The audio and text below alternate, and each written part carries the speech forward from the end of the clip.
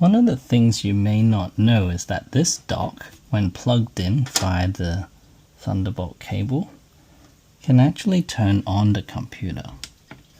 When you press it, it can turn on even though the lid is closed. I can hear the computer whirling and the screen is turning on now.